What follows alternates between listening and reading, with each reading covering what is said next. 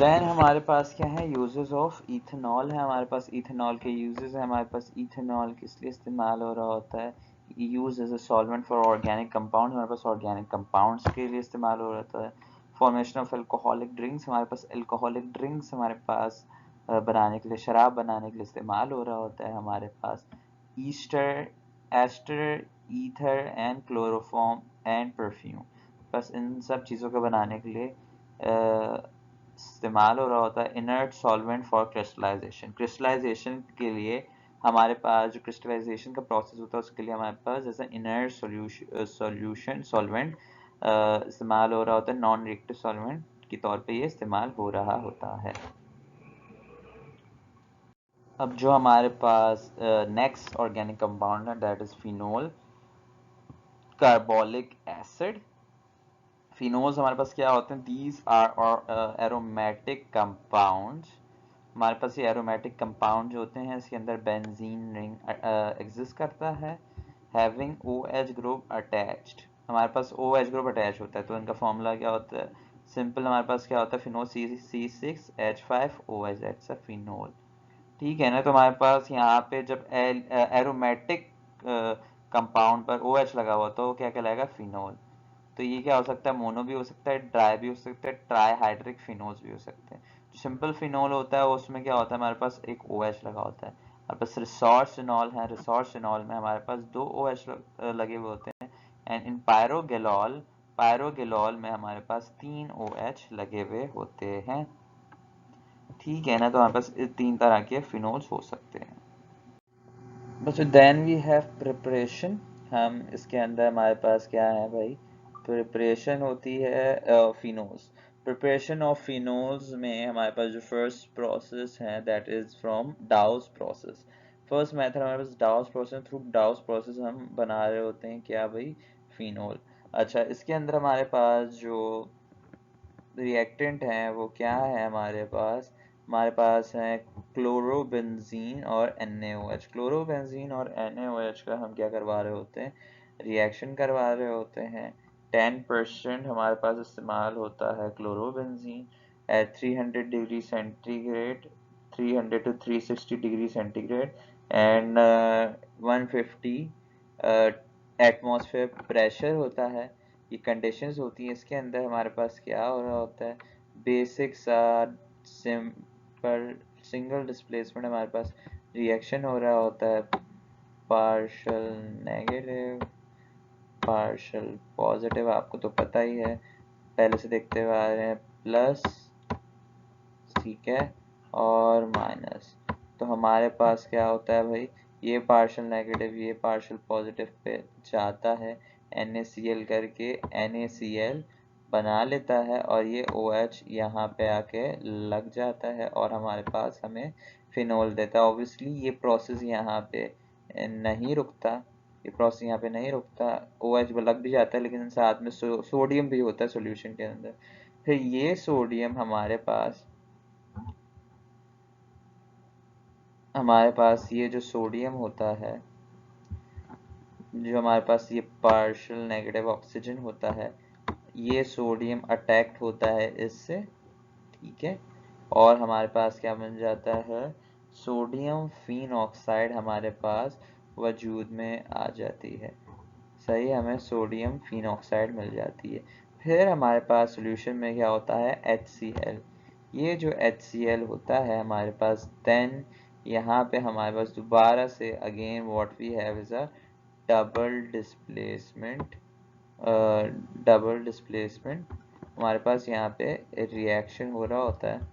ठीक है, किस तरह से हो रहा होता है हमारे पास कि ये जो हमारे पास ऑक्सीजन ऑब्वियसली ये माइनस है, सोडियम प्लस है, ये plus partial positive partial negative हमारे पास, ठीक है ना, ये then this Cl will act on this positive sodium, तो हमारे पास प्लस NaCl बन जाएगा और हमारे पास इन दी एंड हमारे पास फिनोल आ जाएगा। तो दिस इज दी डाउस प्रोसेस, ठीक है ना।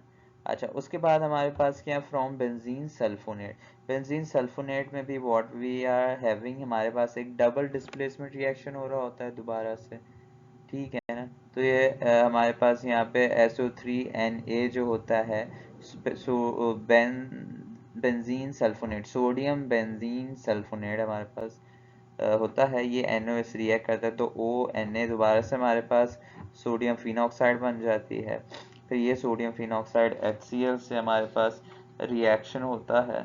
HCl से रिएक्शन के बाद हमारे पास क्या बन जाती है, ये भाई फिनोल और NaCl। ठीक है ना।